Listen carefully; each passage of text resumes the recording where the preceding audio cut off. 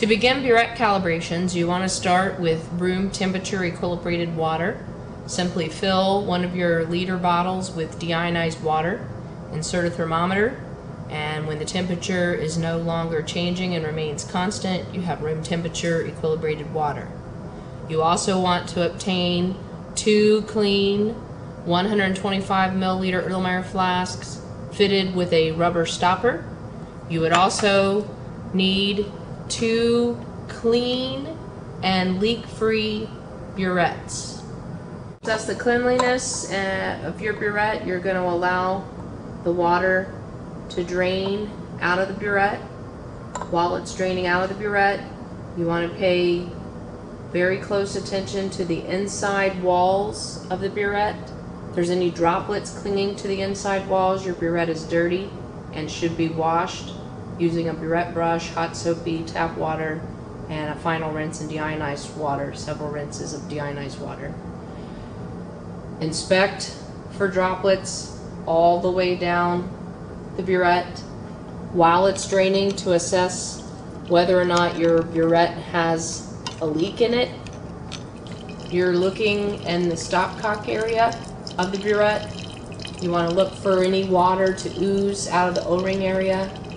Over here where the stopcock meets the glass part of the burette, and then right here where the tip is inserted. Make sure everything sits up flush. As long as you don't have water oozing out of those areas, you have a leak-free burette. And as long as the inside walls of the burette are totally clean all the way throughout, then you have a clean burette.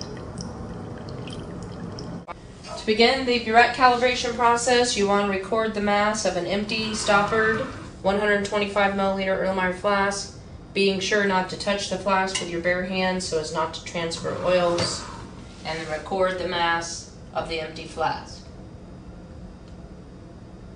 To prepare the burette for taking a burette calibration reading, begin by filling the burette with the room temperature equilibrated water. The burette has been filled with room temperature equilibrated water into a waste container. You're going to drain the meniscus of the equilibrated water exactly to 0.00 as your starting point.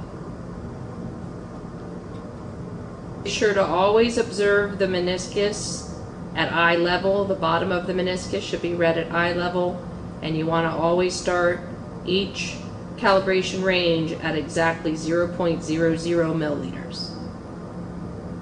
So before draining any water out, make sure that your tip is free from air bubbles. To your weighed Erlenmeyer flask, you're going to drain whatever calibration range you're trying to accomplish, drain that volume. We break the burette up into 10 milliliter increments. Drain that volume into the weighed Erlenmeyer flask.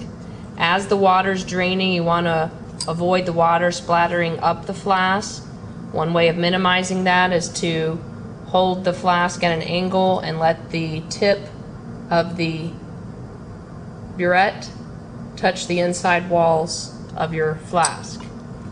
Okay, once all the water is delivered, you want to make sure that the meniscus on your burette is drained to that exact volume. Once again, make sure the bottom of the meniscus is exactly on the 0.00 milliliter mark for the volume that you're trying to deliver. Record the mass of the flask plus the water delivered, being sure still not to touch it with your bare hands, and record this as the mass of the flask plus the water. The difference between this mass and the empty flask weight will tell you the mass of the water delivered. Record the temperature of the equilibrated water. The temperature of this water, since this is the same water that you use to fill your burette, is the water temperature delivered into the flask. In the table on page 49 in your text, you locate the temperature of the water. These are recorded to the nearest degree, and find the appropriate at T value. Record this as your temperature correction factor in your notebook.